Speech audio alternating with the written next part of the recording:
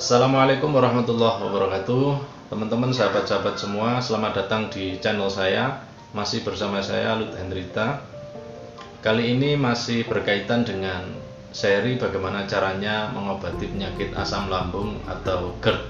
Di video saya yang sebelumnya saya sudah banyak berbagi, yaitu mengenai herbal-herbal obat yang bisa digunakan untuk mengobati penyakit asam lambung atau GERD. Juga makanan pantangan yang harus dihindari, dan juga makanan apa saja yang sebaiknya dikonsumsi ketika kita sedang sakit asam lambung atau GERD. Nah, di sesi kali ini saya akan berbagi tentang terapinya ya, yang saya dulu lakukan ketika saya sedang sakit. Yang saya bagi kali ini sekali lagi adalah berdasarkan pengalaman saya pribadi ketika saya dulu kena asam lambung atau GERD ya. Pertama adalah dengan menggunakan ruqyah. Ruqyah itu adalah membacakan ayat-ayat suci Al-Quran kepada seseorang atau diri kita yang sakit. Saya dulu melakukan ruqyah mandiri ya. Saya bacakan surat-surat yang simpel saja, yang surat-surat pendek, yang kita semuanya insya Allah sudah hafal. Misalkan suratul Fatihah, suratul Ikhlas, Al-Falaq, An-Nas, ayat kursi.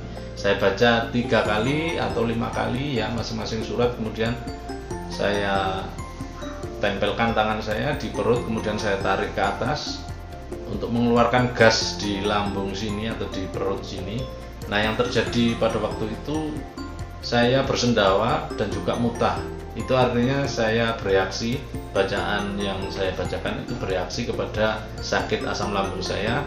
Dan ketika gasnya itu keluar melalui sendawa atau muntahan, yang terjadi adalah sensasi-sensasi yang saya rasakan itu menjadi berkurang dan agak mendingan.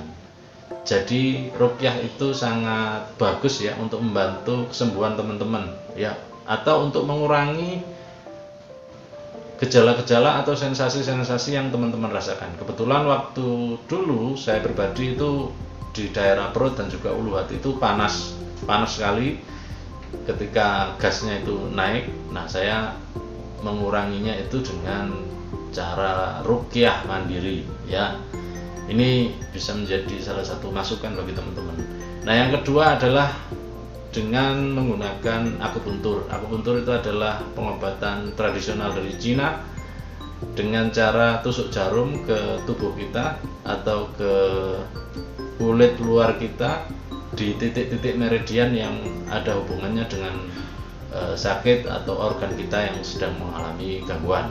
Jadi saya dulu hampir di bulan-bulan pertama dan kedua itu saya sering melakukan terapi akupuntur. Kebetulan saya punya kenalan seorang dokter ahli akupuntur, saya diterapi oleh beliau.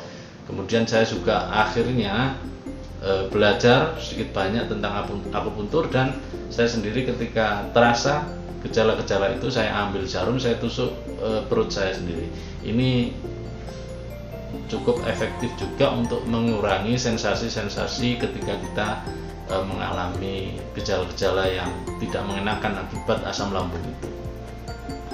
Nah, kemudian lanjut yang ketiga yang saya gunakan adalah dengan terapi bioenergi. Bioenergi itu adalah transfer energi dari tubuh seseorang yang dia mempunyai kemampuan khusus ya, ditransfer ke tubuh saya atau ke tubuh orang lain yang sedang mengalami sakit. Tujuannya adalah untuk mengurangi sakit atau juga memperkuat organ tubuh sehingga dia mempunyai stimulus atau rangsangan sehingga dia cepat untuk sembuh. Kira-kira seperti itu. Nah, bioenergi ini juga bisa kita dapatkan misalkan kita berjemur di bawah terik matahari di pagi hari ya, bisa teman-teman lakukan 15-30 menit. Ini juga termasuk bioenergi, diniatkan untuk menyerap energi hangat dan juga panas dari sinar matahari, difokuskan di organ lambung.